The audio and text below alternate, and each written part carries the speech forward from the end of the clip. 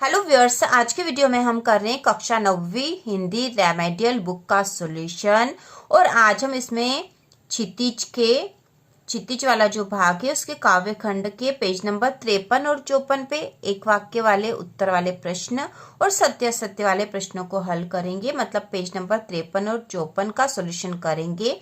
इसके पहले इसके आगे के सारे वैकल्पिक प्रश्न और एक वाक्य वाले उत्तर वाले प्रश्न हम कर चुके हैं।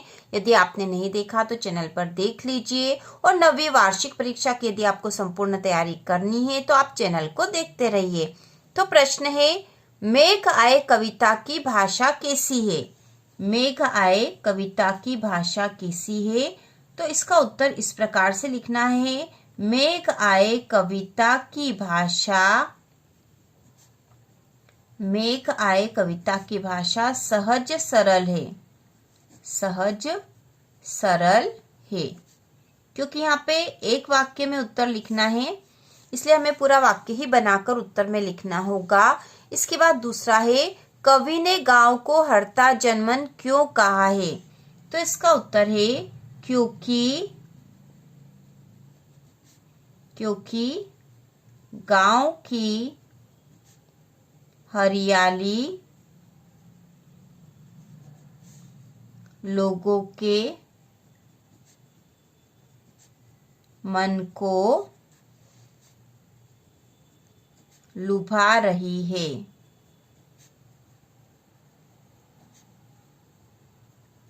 तो इस प्रकार से इसका उत्तर होगा। इसके बाद तीसरा है, कवि को कोयल से ईर्ष्या क्यों हो रही है? कवि को कोयल से ईर्ष्या क्यों हो रही है? तो इसका उत्तर होगा क्योंकि कोयल स्वतंत्र आकाश में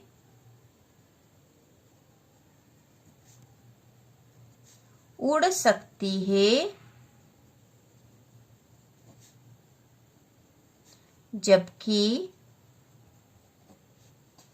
क्योंकि कोयल स्वतंत्र आकाश में उड़ सकती है जबकि कवि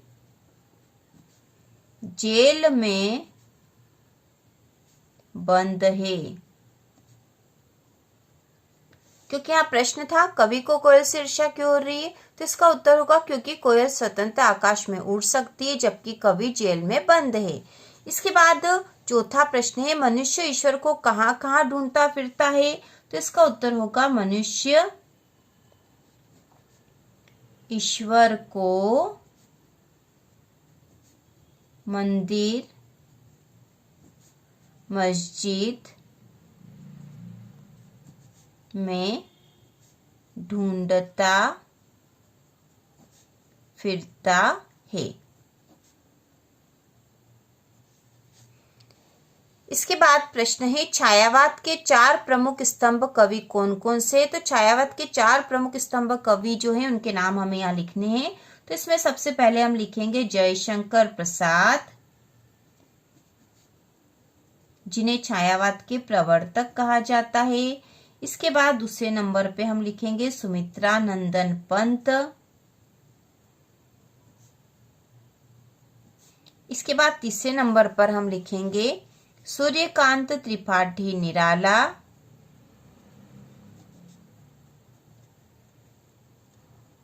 सूर्यकांत त्रिपाठी निराला।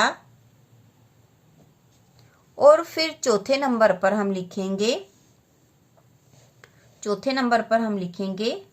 महादेवी वर्मा। ये छायावाद के 4 प्रमुख स्तंभ कवि हैं। सबसे पहले जयशंकर प्रसाद, फिर सुमित्रा नंदन पंत, तीसरे नंबर पे सूर्यकांत त्रिपाठी निराला और उसके बाद चौथे नंबर पर हम लिखेंगे महादेवी वर्मा। इसके बाद अगला प्रश्न है, साकेत किसकी रचना है? तो इसका उत्तर है साकेत मैथिली शरण गुप्त की रचना है। इसके बाद अगला प्रश्न नंबर 7वां है जो कि आपकी बुक के पेज नंबर 54 पर है, रसखान किसके अनन्य भक्त हैं? तो इसका उत्तर होगा रसखान श्री कृष्ण के अनन्य भक्त हैं। श्री कृष्ण के अनन्य भक्त हैं। अगला प्रश्न है ज्ञान की तुलना किससे की गई है? तो इसका उत्तर होगा ज्ञान की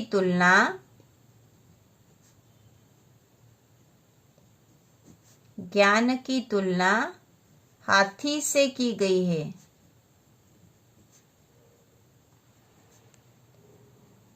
ज्ञान की तुलना हाथी से की गई है। इसके बाद अगला है गांव में शहरी मेहमान दामाद की तरह सज धज कर कौन आया? तो गांव में शहरी मेहमान दामाद की तरह सज धज कर मेघ आए थे। मेघ आए। गांव में शहरी मेहमान की तरह सज धज कर मेघ आए। यह पूरा उत्तर आपको लिखना होगा। अगला है मानसरोवर से कवि का क्या आशय है? तो मानसरोवर से कवि का आशय है मन रूपी पवित्र सरोवर से है। मानसरोवर से कवि का आशय मन रूपी पवित्र सरोवर से है। इसके बाद है कवयित्री का घर जाने की चाह से क्या तात्पर्य है? तो कवयित्री का घर जाने की चाह से तात्पर्य है इस भवसागर से पार होकर